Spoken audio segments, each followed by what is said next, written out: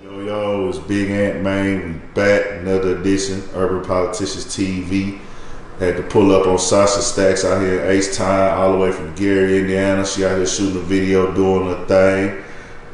Man, tell the people about, where you from, things like that. Okay. Well, I'm from Gary, but I live down in Indianapolis, you know what I'm saying? I'm down here networking, Indiana to Houston, you know what I'm saying? Trying to put my music down, linking up, doing different features and stuff like that. So that's what I'm here for. Yeah, that's what's up, man. Now, Gary, Indiana. That's one of them cities we hear, real rough, real hard to come up in. And, they got Freddie Gibbs that made it out of there. Yeah. And with Gary, we hear that's a real, tough city to be from and things of that nature. The only thing that I've ever seen on Gary is Original Gangsters, the movie, I'll be honest with you. That's based on Gary. Don't forget about Michael Jackson. Michael Jackson, yeah, okay. but they didn't really paint the picture for Gary, Indiana. Original Gangsters really paint that picture for Gary as far as, and I know there's a lot of stuff in there that might not be really how it go. Normally that's how it is with the movies, but other than that, we haven't really heard a lot about Gary, Indiana. Well, we migrating, so you know what I'm saying, we moving around. I pretty much I moved to the capital, you know what I'm saying, so, if I can't be noticed in Indianapolis, you gotta travel, you know what I'm saying, and sometimes, it's a small city, you gotta do it big in order to be heard, Yeah. So, would you say it's like the whole economy in Gary is just shot, or is it more so just opportunity, just everything? The money might be low, but it's a low cost of living. So, you know what I'm saying? Everything is just under budget. You know what I'm saying? It's not all about big money, big flashy. You know what I'm saying? Everybody's living under budget. So, you shining with little or nothing. Okay. Oh, okay. I see what you're saying. Now, it's like, it ain't like y'all shit fucked up out there, but you can't afford the rent. If you have $1,500 a month, you know what I'm saying, you really doing good because your rent might not be number $400 and you got whole $800 to shine all month with, as opposed to you living somewhere where it's $1,000, $1,500 a month. So the economy just a little lower, you know what I'm saying? Same game, just different place. Damn, that's crazy because I ain't know that. I know like out there in the Midwest, we be thinking that cost of living be outrageous in them cities and times. No. You get you some food for $2 as opposed to a $12 combo meal. Everything just dropped down a little bit, Got you. So talk about, what it was like for you growing up out there and stuff. Growing up, I had it easy, you know what I'm saying? I'm not gonna lie, I didn't come from, I went there by choice, you know what I'm saying? So I was always raised with a good family, silver spoon, you know what I'm saying? But I wanted to see what was out there, and I guess I got what I was looking for, Oh, okay. So you saying that you made the decision to kind of like get out here and be like a rebel a little bit? Well, it's just like, you're curious, you know what I'm saying? You grow up young, you had everything, you know what I'm saying? You want to see what it's like to have nothing, you know what I'm saying? What you got, you shining over people who have nothing, you know what I'm saying? So by the time you take what you got and you go over there with people who have nothing, they eat up your something. Now you have nothing just like they do, you know what I'm saying? So, Man, a lot of people would never admit that on camera. And that's crazy. That means you weighing it and you know what it is. That's real because everybody make mistakes. We all got flaws. That's why I say at Urban Politicians TV, we don't judge people. We understand that we all humans and we all done some shit that wasn't right. Now, if you do some fucked up ass cornball shit, I'm gonna say that's some cornball shit, you all like that. But I do understand the concept of what you're saying because I've seen it before. Well, a lot of, especially not so much with women, but with men, a lot of niggas get out here and do shit that they don't have to do. Right. They try to, make a name for themselves. Right. It's like you can teach your kids all day long, don't do this, don't do that. Yeah. First thing they gonna do is stick their hand on the stove. They gotta burn it for themselves to know it's hot. So, Yeah, that's what's up though. So you figured that out. Any traumatic experiences you can speak on out there or anything like that? I moved down to Indianapolis, moved down there by myself.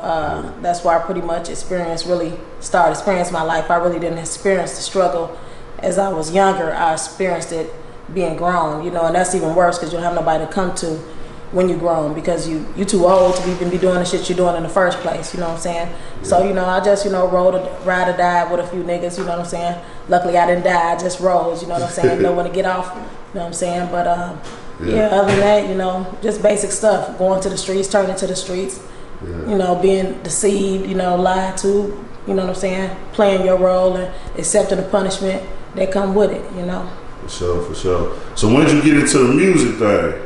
Well, I always did music when I was young coming up, but I moved down to Indianapolis and I thought I was going to bring that down there, but a lot of times you go to different cities, if they don't know you, they don't fuck with you. Yeah. So, you know, that really couldn't be my bread and butter. So once I really accepted the fact that, you know, you have to have money, the studio, all that stuff costs, you know what I'm saying? So I had to get to the money and then come back to the music. Okay. So that's what I did. Yeah, it is. It's real expensive, man. Like, niggas don't know it ain't just making the song. Gotta pay for the studio time, the beat, the mixing and mastering, the video, putting it on. If you trying to get it on the blog or anything like that, everything costing this music shit ain't nothing free. And I got respect for people who invest in that shit more than anything. And it seems like that's what you doing with this shit, especially women. Yeah, well, it pretty much just like, you know what I'm saying, so I stopped doing it, started getting on my money, I built my bag up, and then I experienced a little trauma, you know what I'm saying, trauma, drama, and all that. Yeah. And I'm like, damn, before I react, let me just pick up a pen. I really didn't know if I still had it or not, but just so happened, as soon as I picked it up, I had more material to talk about, you know what I'm saying, it came more easy to me, it came more natural. Now it wasn't like I was taking a day to write a verse. It was 10, 15 minutes, you know what I'm saying? Because I could sum up all the hurt and the pain and everything I've been through in a verse, you know what I'm saying? 12 bars and it's over with, you know? And then I said, damn, okay, shit, well now I got the money, you know what I'm saying? So I had the money to put behind it, pay for my studio time, do all my stuff, pay for my videos, you know what I'm saying? I had the lyrics, you know what I'm saying? I was a little popular on social media, so I had the connections. If I want to do features, I'd do them, you know what I'm saying? You're a nice looking lady, they ain't gonna turn you down. Yeah. You know what I'm saying? So I just, you know, out here networking, you know. Yeah. Fuck with my girl Paradise. She called me down. She moved. She's from actually Gary. Took it to Indianapolis, and then she moved to Houston, you know what I'm saying? And she pulled back down on me. Like, boom, brought me here, top level. So, you know. That's what's up. Shout out to her. And also, man, I will say this, my personal opinion. I'm not gonna cap with you like I'm the nigga. I got an old school Monte Carlo. I drive around it every fucking day. I don't ride around in my hoops, sliding around, banging female rappers. Like, when they come out, I'm gonna listen to it, tap into it, I'm gonna check y'all videos out, but I don't listen to female rap every day. But at the same time, I do feel like female rappers have been treated misfairly in hip hop. A lot of the times, you know, not saying that you feel that way or, you know, you complain. I'm just making a statement from my point of view. That's my statement. You know, I just feel like, you know, at the same time, you know, as females, we gotta get up and get out and get it just like these niggas do. So, you know, you can't let the crowd spill milk. It's nothing to, you know, feel sorry for me. You feel me? All it is for me to do is make better moves, make better decisions. You know, you can't wait for a nigga to bust the door open down for you. Sometimes you gotta get out there and bust it down for yourself. So, well, see, I feel like this right here, the females can get the exposure and things like that. The only thing that I don't like the way the rap game do females is we pin them against each other to the max. As the culture, I say the whole culture, they make the females feel like it's only can be one female at the top, but we got 20, 30 different top rappers, you feel me? But well, I think it's more or less about, you know, it just depends on what you want to talk about. Everybody brings something different to the table. Me, myself, you know, I might talk about for a second, you know what I'm saying, about niggas and tricking and breaking bread and shit like that, but that's not my main, you know, I'm a female that come from the streets, so that's what I pretty much talk about.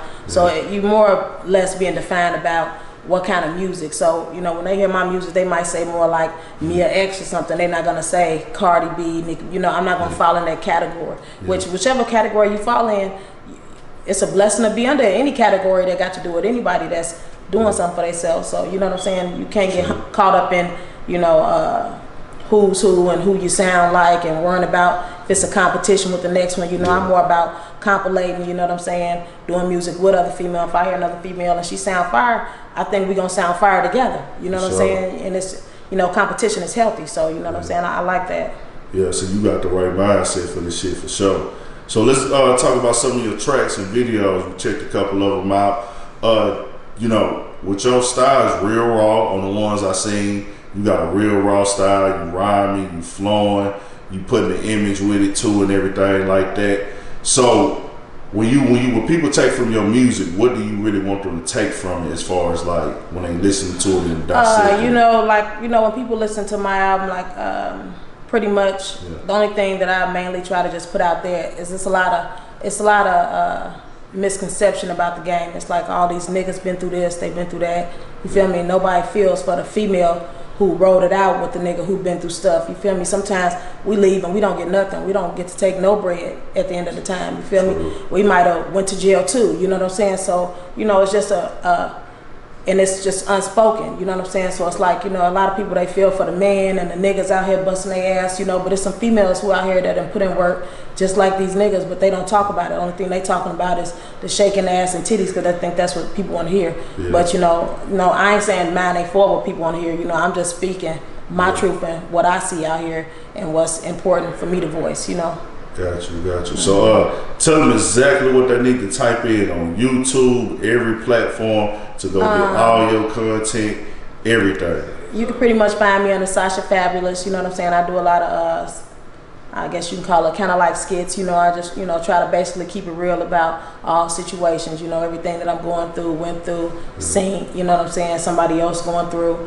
So that's Sasha Fabulous on YouTube. It's Sasha Fabulous on IG, Sasha Streets, you know what I'm saying. So you can Google me. I'll be out there. For sure. We tapped in with you, man. You got your shit going. I respect that. We're going to be supporting and pushing the brand. Y'all make sure y'all tap in with Sasha. She got more shit coming. She got to drop a video. They about to shoot a video right now, huh? NASCAR, you know what I'm saying? Y'all make sure y'all tap in when it drop. Fame DP Lee. Tell them it's war. For sure.